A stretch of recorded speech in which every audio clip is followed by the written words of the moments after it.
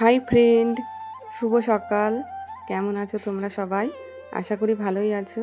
আমিও ভালো আছি। MS লাইফস্টাইলে নতুন একটি ভিডিও আমি রান্নাঘর থেকে শুরু করছি।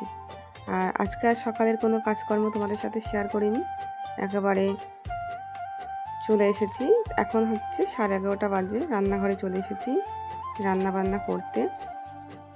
আর এদিকে তো ছেলেকে স্কুলে দিয়ে এসেছি, আর তাড়াতাড়ি রান্না করে নিচ্ছি। ছেলেকে আবার স্কুল থেকে আনতে হবে, একটাই ছুটি ছেলের, সেই জন্যই রান্নার তোড়জোড় তাড়াতাড়ি করে নিচ্ছি। আর দেখো আমি ভাতটা বসিয়ে দিয়েছি, তারপরে হচ্ছে সবজি কেটে নেব। আর আজকে রান্না হবে হচ্ছে কাঁচকলা দিয়ে, আলু দিয়ে, সজনের ডাঁটা দিয়ে একটা তরকারি হবে। আর আগামীকাল মাছ নিয়েছিলাম, আমি 4 পিস মাছ রেখে দিয়েছিলাম ভেজে, সেই মাছটাই রান্না করব এই কাঁচকলা দিয়ে।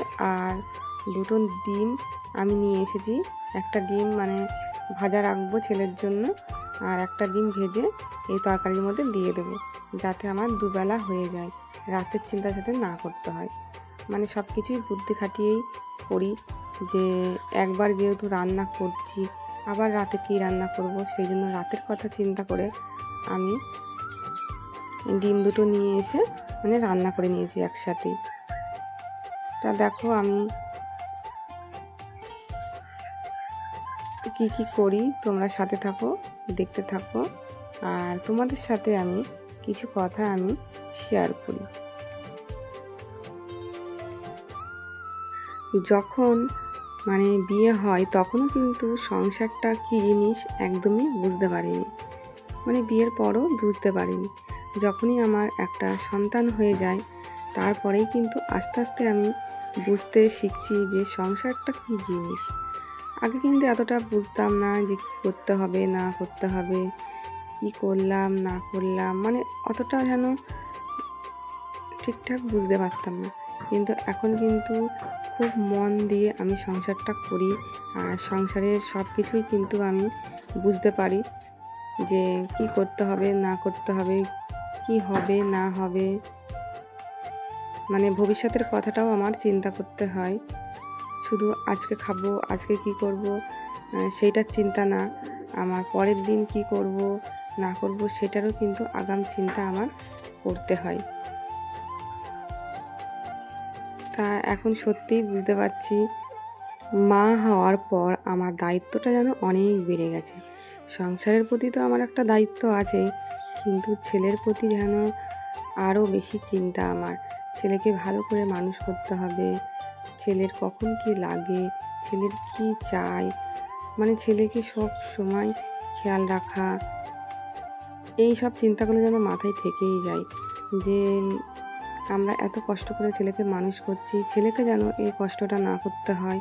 বড় হয়ে ছেলে যেন ভালো মানুষের মতো মানুষ হয়, ভালো একটা চাকরি করে, এটাই সবসময় চিন্তা আমার মা হয়ে। তা ঠাকুর যেন এই ইচ্ছাটা পূরণ করে, আর আমার ছেলেকে যেন অনেক অনেক আশীর্বাদ করে, এটাই চাইবো। তা দেখো তোমাদের সাথে অনেক কথা বলে ফেললাম আমি। আর এদিকে তো আমার সবজি কাটা হয়ে গেছে, রান্নাও বসিয়ে দিয়েছি, পটল ভাজা আর মাছের ঝোলটা করব। তা রান্নাটাও আমার প্রায় হয়ে গেছে, আর রান্না বান্না হয়ে গেলে পরে কিন্তু আমি ছেলেকে আনতে চলে যাব। আর ছেলেকে নিয়ে এসে তারপরেই কিন্তু আমি স্নান টান করব। প্রচণ্ড গরম পড়েছে, রোদের যা তাপ তা কি বলবো। তাই ভাবলাম যে যেহেতু একটা সময় ছুটি, রান্না করে স্নান করে আনতে গেলে কিন্তু অনেকটাই দেরি হয়ে যাবে, ছেলেটা স্কুলে বসে থাকবে। তাই ভাবলাম যে ছেলেকে আগে নিয়েই আসি, ওকে নিয়ে এসে ধীরে সুস্থে বাড়ি এসে স্নান করা যাবে, সেই জন্য ছেলেকে তাড়াতাড়ি করে আনতে চলে গেছি। আর দেখো এই যে ছেলের জন্য একটা অমলেট করে নেব। ছেলে তো ডিমের অমলেট এত ভালোবাসে খেতে, থাকি বলবো, তাই সেই জন্য ছেলের জন্যই করা। কিন্তু ছেলে জানো তো দুপুরবেলা একদমই ভাত খায়নি, এই ডিমের অমলেটটাই খেয়েছে, ভাত এক গাল খেয়েছে। ওর জন্য অমলেটটা ভাজা হয়ে গেছে, আর মাছের ঝোলটাও আমার পুরো রেডি। এবার শুধু মাছটা দিয়ে দেবো, আর একটা ডিম অমলেট করেছিলাম সেইটাও দিয়ে দেব। আর তরকারিটি কিন্তু খুব ভালোই হয়েছিল, কাঁচকলা দিয়ে, কলাগুলো খুবই কচি কচি ছিল, তো খুবই সুন্দর লেগেছে খেতে। তা আমার রান্না বান্না তো মোটামুটি কমপ্লিট, তোমাদের একবার দেখিয়ে দিই আমি কী রান্না করেছি।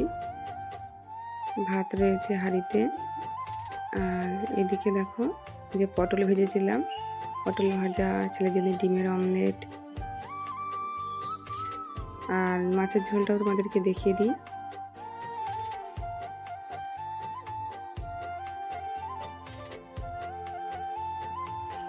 হাই ফ্রেন্ড, চলে আসলাম তোমাদের সামনে দুপুরবেলা। আর রান্না টান্না সব হয়ে গেছে। তারপর রান্না বাড়া কমপ্লিট করে নিয়ে ছেলেকে স্কুল থেকে নিয়ে আসলাম, নিয়ে এসে তারপরে স্নান করলাম। তা স্নান টান করে আমি এখনও রেডি। আর এই যে তোমাদের দাদাভাই বাড়ি চলে এসছে কাছ থেকে। তা ছেলে দেখো, ওই দেখো ছেলে বল খেলছে। যাবে না, এখন ওর বাবা কাছ থেকে বাড়ি এসেছে, ছেলে বলছে বাবা একটু বল মারো, খেলা করবো। এই যে কথা বলো একটু বন্ধুদের সাথে। এখন দুপুরবেলা বাড়িতে আসলাম। বাড়িতে আসা মাত্রই ছেলে বলছে বাবা একটু বল খেলা করো। তা এখন জামাটা সবে খুলতে যাচ্ছিলাম, টাইম পাইনি, তাই ওর সঙ্গে এখন একটু খেলা করছি। পা হাত পা ধোবো, ধুয়ে মুখ টুক ধোবো, ধুয়ে একটু খাওয়া দাওয়া করবো, করে চলে যাবো। তো এখন বলছে খেলার কথা, তাই ওর সঙ্গে একটু খেলছি। সামনে সামনে 1 মিনিট খেলে নেই, যেহেতু ছোট ছেলে, এখন ওর সঙ্গে একটু সঙ্গ দিতেই হবে। আসতে কথা, হ্যাঁ মার তাড়াতাড়ি তাড়াতাড়ি ধর, আরেকবার, এইবার শেষ রান্না।